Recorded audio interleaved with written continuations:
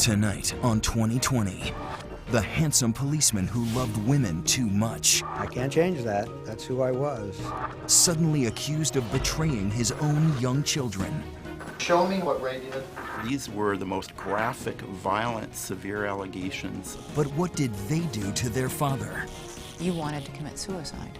A case full of secrets, a dusty videotape hidden in a garage, and a grown son's surprising admission. I remember everything else detailed. Were his children really victims? Something happened. Or did one ex-wife go too far? It sure looks like it. Will the truth hurt?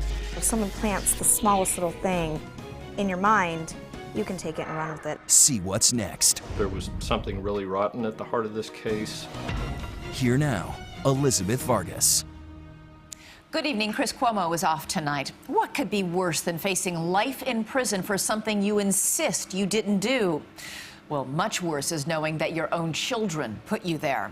Tonight, a father, a decorated police officer, accused of a heinous crime. But did he do it? And if not, did someone put his children up to telling a lie? In the early 1980s, the country moved to a disco beat. In Vancouver, Washington, motorcycle patrolman Ray Spencer had some moves of his own. He was a young officer with a wife and 2 children to protect. But the movie star handsome police officer also had something else, a reputation. He was an arrogant, macho womanizer.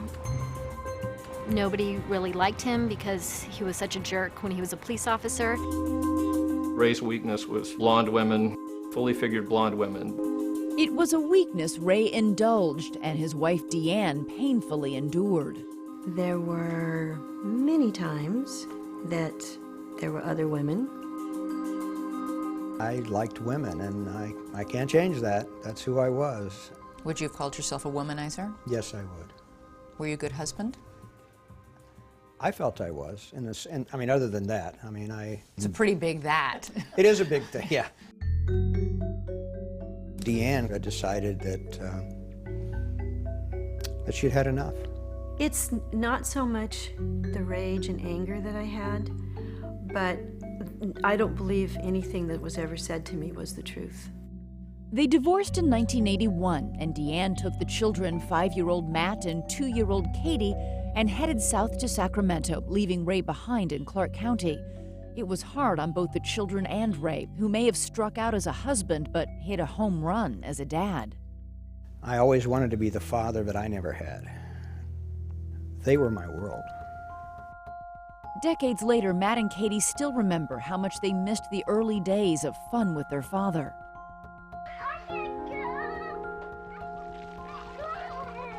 I remember fishing, and I remember picking blackberries. Just kind of happy things that we did. What about you, Matt? I mean, he taught me how to fish, he taught me how to shoot. It was like we were just about to get to that point where we were going to really bond as father and son, and then all of a sudden it was just gone.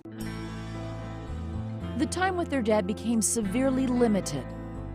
6 weeks in the summer, 1 week every other Christmas. That was a difficult time for me. Ray says he put a good front on for the kids, but turned for solace where he always had, to women. In 1983, 2 years after his divorce, Ray married Shirley Hansen. Shirley had a 3-year-old son of her own, nicknamed Little Matt. She was familiar with the signals children send out, and on one visit, Ray's daughter Katie gave her an alarming one, suggesting she was being inappropriately fondled. What Katie had said was, Daddy does it to her. Now, my assumption was Daddy was a boyfriend that the children's mother was hooked up with. 5-year-olds don't all of a sudden say, somebody's touching me in my private parts. I called the Sheriff's Department in Clark County, also called the Sacramento County Sheriffs and Child Protective Services in California. California authorities dropped the case after investigating and finding no evidence of abuse. But it was a different story in Clark County, Washington. Authorities there dug in and Ray's children were repeatedly interrogated by Detective Sharon Krause. Do you remember the first time police came and questioned you about any inappropriate behavior toward you? I don't remember that first time. So. And it felt like a couple months. I'm not sure the exact timeline, but it was definitely a little while they had with the same questioning. 8-year-old Matt denied any abuse, but ultimately 5-year-old Katie gave up tales of being repeatedly raped. More shocking than that, she said the man who did it was her own father, Ray. Who actually said to you, we're investigating you, you are the target? Right. Sergeant Davidson and Detective Sharon Krause from the Clark County Sheriff's Department. What was your reaction? I said, you must be crazy. I said, I'm the one who reported this. Well, you know, you're the suspect in this. In January of 1985, less than a year after he'd first notified authorities, Ray Spencer was charged with one of the most vile crimes imaginable, raping his own daughter. You know, at that point, I could step out of my life and watch it spiral out of control. The once cocky motorcycle cop was fired from his job, separated from his second wife Shirley Spencer, and reduced to living in this motel, which became the scene of the next shock in the downward drama. After they separated, Shirley Spencer asked if her son Little Matt could spend a night with Ray at the motel. Ray agreed, and days later he was arrested and charged with raping Little Matt. And I'm thinking, this just can't be happening. Then the final blow. After 8 months of denying he'd been abused, Ray's son Matt said his father did the same thing to him. Now 3 children had accused Ray. You know, I was starting at that point to question my own insanity. You wanted to commit suicide? Yeah. I spent about 2 weeks in Oregon Health Science University Hospital, their psych ward, diagnosed with severe clinical depression. Do you think you were that depressed because nobody believed you were innocent, or because you were worried perhaps what they're saying is true? How many accusations does it take before you begin to believe you are a monster? Ray reached the point where he wondered if he had suppressed memories of committing these horrible acts. That made it even tougher, because then I'm thinking, you know, if you did this to your own children, you know, you deserve to be locked away. As the trial date approached, Ray Spencer agreed to be injected with the truth serum and to undergo hypnosis. What he remembered and the new set of shocks that followed, next.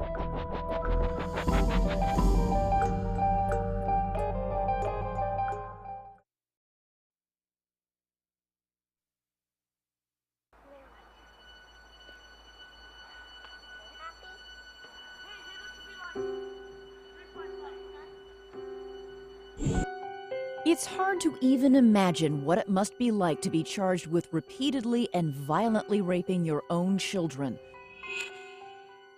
Accused of doing just that, former policeman Ray Spencer had come to believe it might be true. Desperate to see if he somehow had suppressed memories of committing these awful crimes, he underwent hypnosis in the spring of 1985 and was injected with truth serum. They took me so deep that they put me into a self-induced coma. And the findings from the doctors said, I can't find anything here that would lead me to believe that these charges are factual. For Ray, the doctor's conclusions cleared his mind of any doubt that he was innocent. But it didn't wash with prosecutors in Clark County, Washington, who remained convinced that Ray was guilty of repeated and horrendous sexual assaults. The prosecutor there is now John Fairgrieve. His 2 children, 8 and 5, made allegations of sexual abuse, sexual intercourse against him. His 5-year-old stepson did as well. With these kinds of cases, when you start having multiple victims, they become very hard to defend. Peter Camille is a defense lawyer who reviewed the early stages of the case. Ray entered what's known as an Alford plea that lets you plead guilty without admitting guilt. Ray did that knowing a court battle pitting his word against 3 children was a fight he was almost certain to lose, and one for which he didn't have the stamina. It's 3 days before trial, and I'm saying, I can't go any further. I just cannot, I don't have the strength. Ray says that with his head clouded by medication for depression and his heart knowing he was innocent, he entered that Alford plea on 11 felony counts. Not admitting guilt cost him dearly with the sentencing judge. Judge Lodge told him, those that don't admit with this kind of a crime get the maximum. And that's what he gave Ray. He gave him every day he could give him. Multiple life sentences plus 14 years. There wasn't one more day he could have thrown on. Were you coherent enough even through the medication to understand how long you were going to spend behind bars? Suddenly it occurred to me what that judge had just said, and my knees gave out and the guards had to hold me up. Ray was sent to the maximum security Washington State Correction Center. He knew he'd be doing hard time for a long time and feared he'd likely die there. His children, whose accusations had sent him to prison, had no idea where he was. Did you ever, because your children, did you ever say, well, when are we going to see Dad again? I mean, did you fully grasp what was going on? No, we didn't understand the magnitude of these charges. We had no idea that our father was going to be taken away because we were just getting news through our mom. I just would pretty much focus on the fact that, you know, he needs to get some help and he needs to get healthy. It was positioned like that. I mean, he's sick. He's he needs sick. Some help. That's what we heard. We went, okay. Ray was really in a place that was less about help than survival. When word got out he was a former police officer, he was transferred for his own protection to a prison in Idaho. But the change in prisons didn't alter what Ray says was the hardest thing for him. He was forbidden to communicate with his children. You know, I mean, it's very difficult because you wonder about all those first.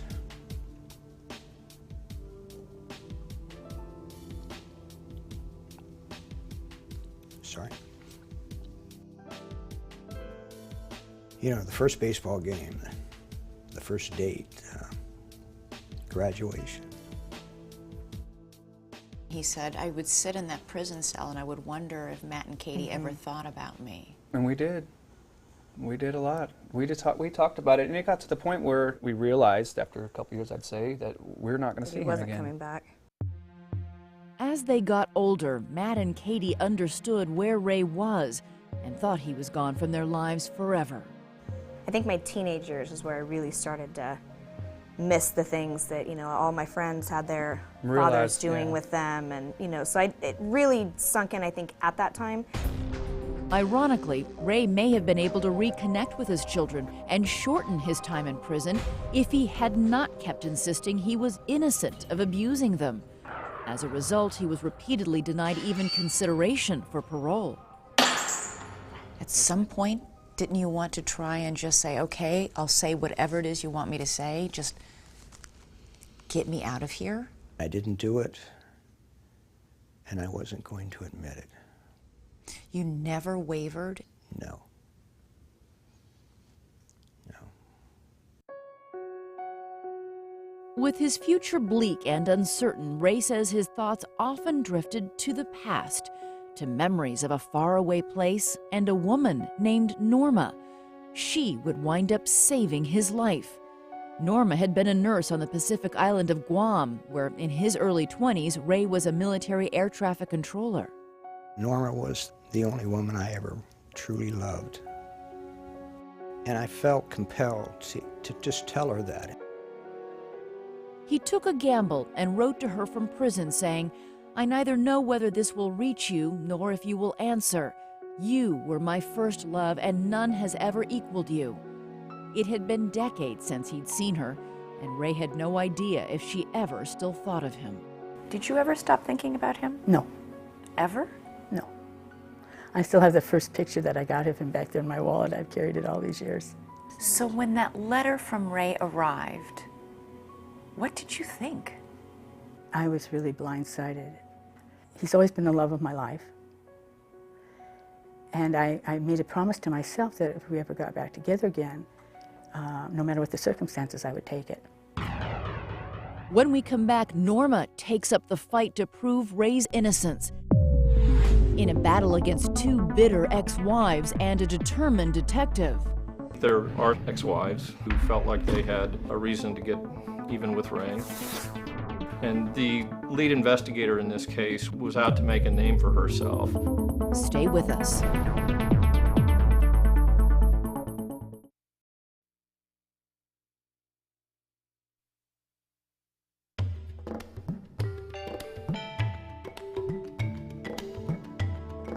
On the island of Guam in the late 1960s, nurse Norma Colsheen met Air Force Air Traffic Controller Ray Spencer. They were both in their early 20s. I mean, one night we danced, and it's like a bolt of lightning hit me. I thought, what is this all about? The romance on the island was great. You make love on the beach at sundown, and it was just, we had a very good time. It was extremely intense. We were young. Ray proposed marriage. I was very young, inexperienced. I was learning about life, and I needed more time, so I passed. 2 decades later, Norma would change the course of Ray's life.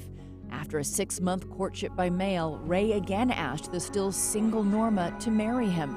This time, he was serving a life sentence in prison. This time, she said yes. Did you hesitate? No. I had to be there for him. Someone had to be there for him.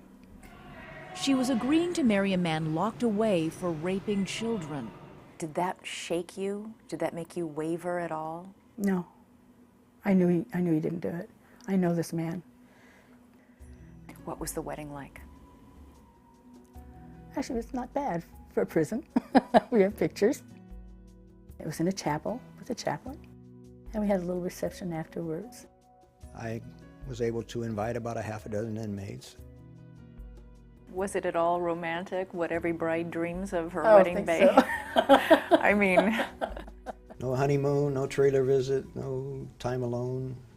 Back to the cell. Back to the cell. You don't whine, and you buck up. And that she did, making Ray's release her personal crusade. To finance his appeal, she worked 70 hours a week at 2 jobs in Los Angeles and traveled back and forth to visit Ray in the Idaho prison. Across the table? Across the table. No touching. A 3-second kiss before and after visit. She came up here month after month after month, year after year after year. She made the difference. Paul Henderson is a private investigator who, with attorney Peter Camille, worked on Ray Spencer's continuing appeals. They were seasoned and dedicated crusaders, bankrolled by Norma's savings and boosted by her devotion. The team's strategy began by picking apart the original case against Ray, based solely on the stories told by his children. They first re-examined the accusations of repeated rape by Ray's then 5-year-old daughter, Katie. They learned that Detective Sharon Krause interrogated Katie alone and that she made no recordings of those sessions. She questioned the 5-year-old in her own private hotel room. That's not the way you handle a sex crimes investigation with a child. It was only Krause's word as to what the child said to her. Detective Krause, now retired, refused to discuss the case with 2020 on or off camera. Those in Ray Spencer's corner next noticed that it took more than 8 months of questioning for Ray's son Matt to say that he had been abused.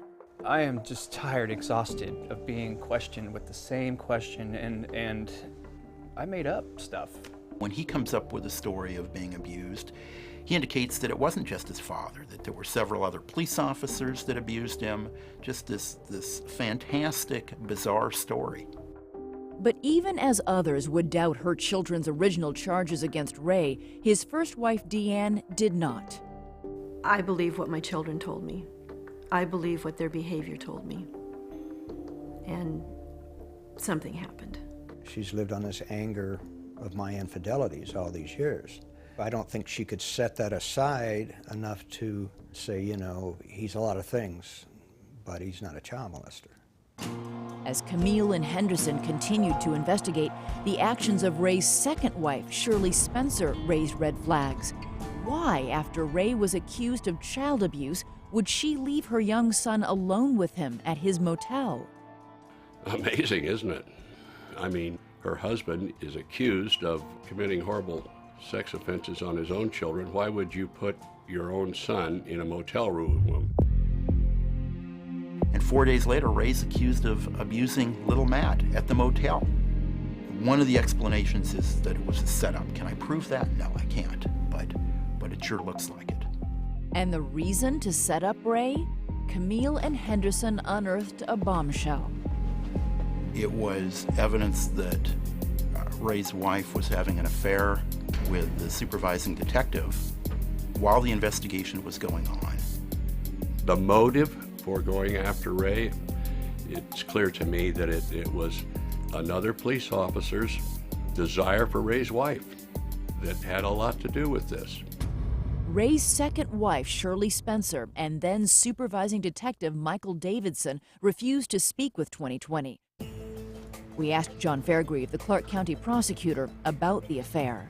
Whether it had any impact on the actual investigation itself or the results of the investigation, I think there's a question.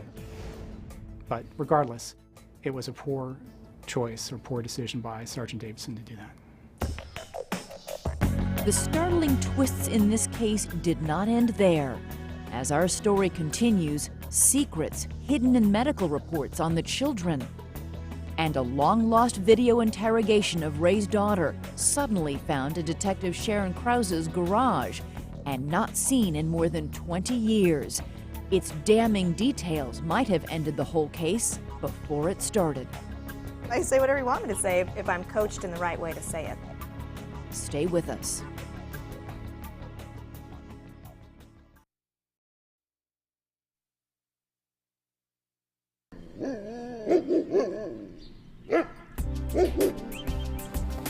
In the summer of 1996, 11 years after Ray Spencer went to prison, investigators working on his behalf uncovered more evidence swept under the rug. Records of medical exams done on Ray's daughter and stepson just after Ray was accused of abusing them. Now, those medical exams turned out to be completely, totally negative.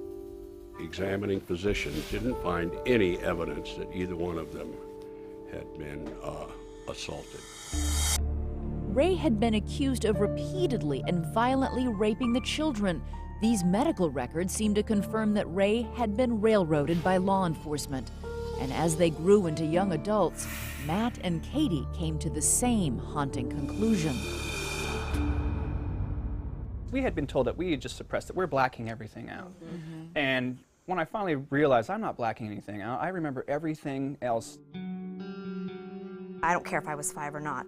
If something that violent was going on, I would have known. I can't imagine how much that must have eaten away. It does. And you don't know how to admit to him that you don't think it ever happened. How do you say that to somebody that you sent to prison for 20 years? Did you try and suppress it? Did you just try and not think about it? Deep down, I always knew that nothing happened, but didn't know what to do about it. For both Matt and Katie, the idea that they had helped send their innocent father to prison was simply too monstrous. Matt says that as his torment grew, he tried to bury his anguish with drugs. My life was kind of falling apart. Felt kind of like I was kind of like a Walking Dead type person, like was just going through the motions. What do you think that was? Was that anger? Was that guilt? I think confusion at the forefront. Yeah. It's just kind of being lost, and you feel like you've completely turned somebody's life upside down. It just kind of compiles on you, and it gets really difficult to deal with. In the fall of 2003, after years of failed appeals, Peter Camille made a last-ditch plea to Washington's governor, Gary Locke, to commute Ray's sentence. We didn't hear anything for, I think, over a year. December 23rd, 2004, I get a fax, congratulations. his sentence has been commuted to time served. In a move that stunned everyone involved in the case, the governor ordered Ray released within days. The commutation cited the suppressed medical records, the affair between Ray's second wife and supervising detective Mike Davidson, and other troubling aspects of the police investigation. Governor Gary Locke's a very cautious man, and for him to commute this sort of sentence meant that there was something really rotten at the heart of this case. After 20 years in prison, almost half a lifetime, Ray was out. Investigator Paul Henderson met him outside the prison on the morning he was released. I said, "Ray, how happy are you?" And he went like that. They took me to this motel in probably the worst part of Seattle. There was nothing but drug dealers and hookers. But I thought I was in heaven. The first morning I waited till first light and I just walked for miles. Just because I could. What was it like to see him finally outside of prison after all those years? Nice. Very nice. Do you remember what you did? Yeah, I gave him a big hug. No 3-second kiss then. No 3-second kiss. It was great. But their celebration was all too brief. Norma had to return to California to continue working, and Ray was legally forbidden to follow her. The commutation had not erased Ray's record as a convicted sex offender and all the restrictions that go with it. That might never have changed if reporter Ken Olson hadn't pushed a still tormented Matt Spencer to finally break his silence. He was very angry. He didn't know why I was calling him or bothering him or bringing this up. He said that this had made his life very difficult, that he'd been, basically in agony for years over it. But over several months, Matt's resistance began to falter, and slowly he reached out to his father. For the first few months, it was just email. And I told Matt, whenever you want to talk, you call me. And that's when I was realizing, I'm like, this is what I need to do. I need to make this right. In the fall of 2006, Matt tried to leave the fears fostered by his mother behind and boarded a flight to Seattle. Even as he walked off the plane, Matt still worried about his safety. Even though you were pretty sure your dad was innocent and had been wrongly imprisoned, you were still scared. Right. Yeah. That's just because we didn't know him. We didn't know And what type of person he'd become inside there. I mean, I had my beanie on and stuff, looked all tough guy, and walked right past him. Knew who he was, went over and got a drink of water, and I came up behind him. And then I hear this voice over my shoulder, "Looking for your son?" And he turned around and just fell apart. I said, "Why did you walk by me?" He said, "I wanted to see if you had a gun in your waistband." I said, "What?" He said, "Yeah, Mom said if you ever got out, you'd come back and kill us all." I said, "Matt, you and I need to talk."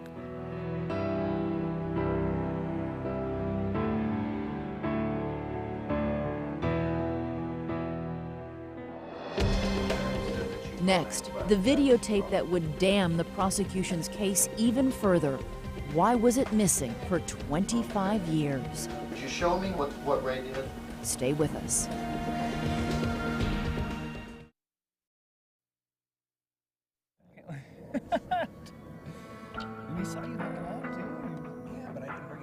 In the fall of 2006, Ray and Matt Spencer finally met again for the first time since Matt was 8 years old. Father and son quickly set about rebuilding the bond so suddenly shattered so many years before.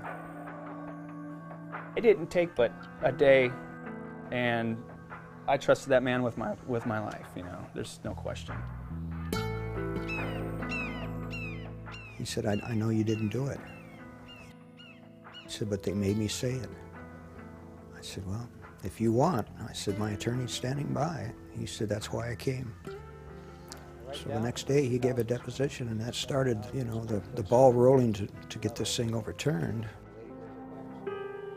As for Matt's sister Katie, the young girl questioned by prosecutors all those years ago was now a married woman with a daughter of her own. It would take her another year to find the courage she needed.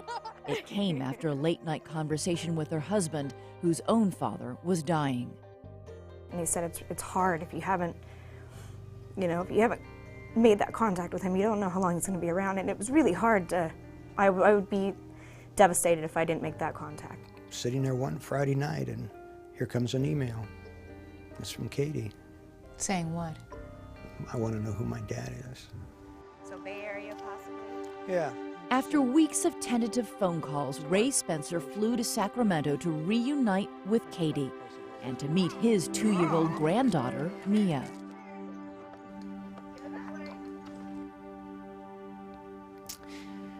And Mia looked so much like Katie the last time I saw her. It was just, the memories came flooding back.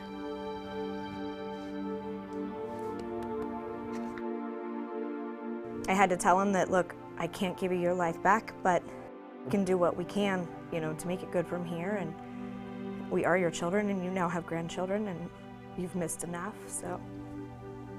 Welcome back. Yeah. Totally. But Ray would never truly be free as long as he was a convicted child molester. Employers were reluctant to hire him, even for menial jobs. So in July of 2009, Matt and Katie both tried to right a terrible wrong.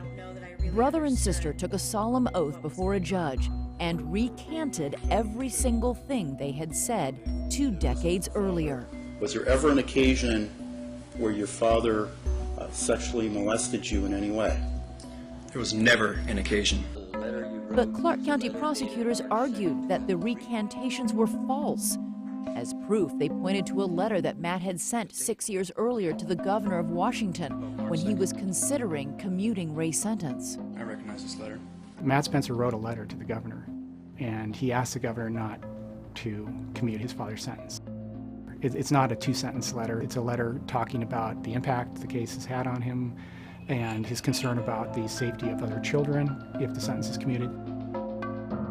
Why would you sign a letter like that if you really knew that he hadn't done it? Yeah, I admit I did the wrong thing right there, made the wrong decision. Matt says that while he signed the letter, it was actually written by his mother, Deanne, who has never wavered on Ray's guilt. She's pretty much just, I'm going to believe what I believe. I know in my mind this happened to you. She still believes. Yeah, she does. And Deanne would play no small role in helping the prosecution mount its case against Ray. This videotape shows little Katie Spencer on her mother's lap. Then Clark County prosecutor Jim Peters is questioning Katie months after she made her first abuse allegations to detectives. What's the name of this dog? Inexplicably, the existence of this tape was never revealed to Ray's defense. Instead, the tape remained hidden in the garage of Detective Sharon Krause until just last year, when Krause suddenly revealed its existence. There's no question that the tape should have been disclosed to the defense. Whether it's exculpatory or not, that's, realistically, that's up to the defense to determine that. This is your daddy, and this is Katie. Show me what happened last summer, okay? Then we can stop all this. Nothing happened. Deep breath.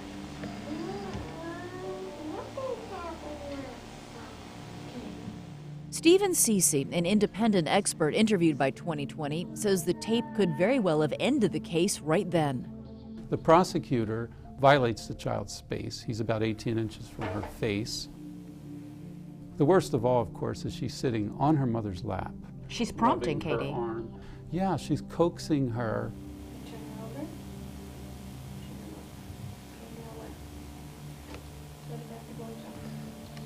Did you keep your clothes on, or did they come off? There was a lot of highly leading questions. Well, can you show me how your daddy touched you? Just take the dolls and show me. If you do those things relentlessly to children of that age, you can be pretty confident that some of those kids will come to make false disclosures. Hold my hand too. You want to? No, okay.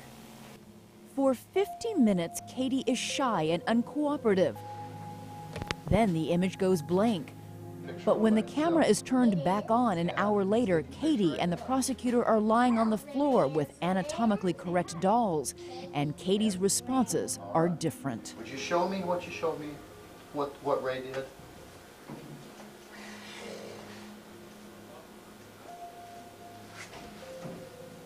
Okay. What else did Ray do?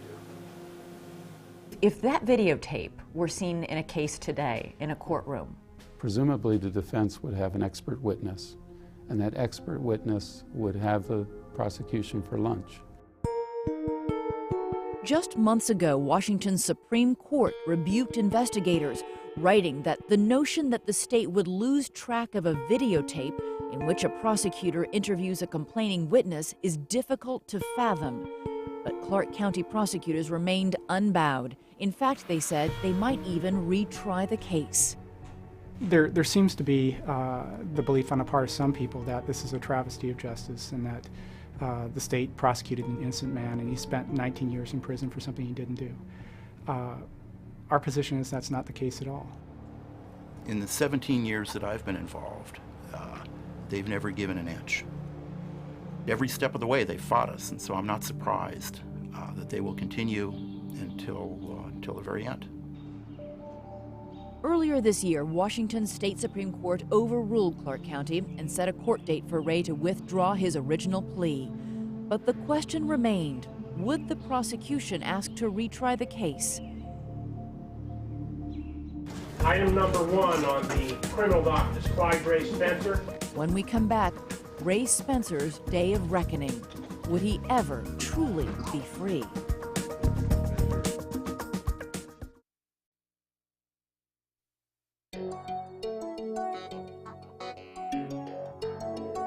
September 29th this year was a big day for Ray Spencer. No, we'll be coming down in a second, okay? You ready? When he and his wife Norma left their hotel that morning, they were on their way to a suspenseful day in court. Would a judge finally lift the label of sex offender from Ray's shoulders? Or would prosecutors insist on trying his case again? Ray was met at the Clark County Courthouse by his lawyer and his son and daughter, who hoped to see undone what their childhood accusations set in motion more than 20 years ago. Everything depended on what prosecutors had decided. It turned out they suddenly caved. We just decided that in this particular case at this point that dismissal without prejudice was appropriate. Lawyer Peter Camille was the first to get the good news and pass it on to Ray.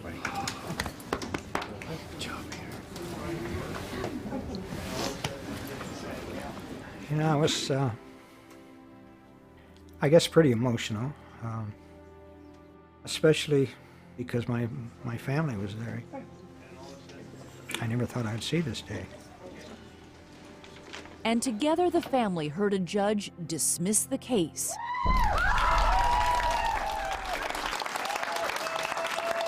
At that moment, Ray's record as a sex offender was erased. Did you get full resolve here, or do you still want an apology? I can live with what I've got. It's wonderful.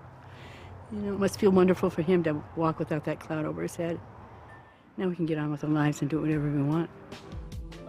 She always gave me hope. She always hung in there. When it's all said and done, if you can end up with a woman that was the love of your life, you can't beat that. What's the first thing you guys are going to do together? Finding a place to live together. And to celebrate his hard-won freedom. I know.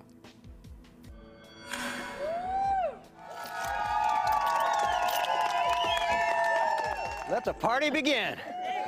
Oh, thanks for coming, Peter. The team who had worked so long and so hard for what they believed was justice in Ray's case was now able to toast each other. We won.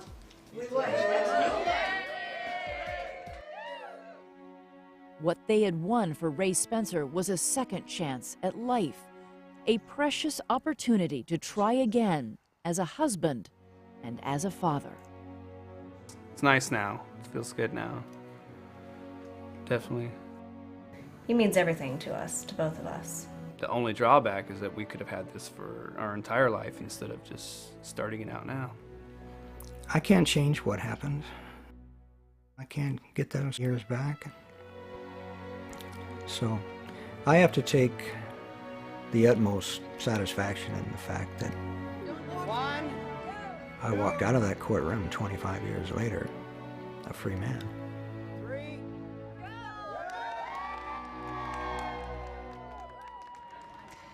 25 years later, the only people who have expressed remorse for helping put Ray Spencer in prison are his 2 children, on whose questionable testimony the entire case was built.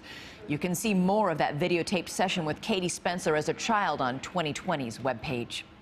And that's our program for tonight. Thanks so much for watching. I'm Elizabeth Vargas. For Chris Cuomo and all of us at 2020 and ABC News, we're in touch so you be in touch all the time online at abcnews.com. Have a great weekend.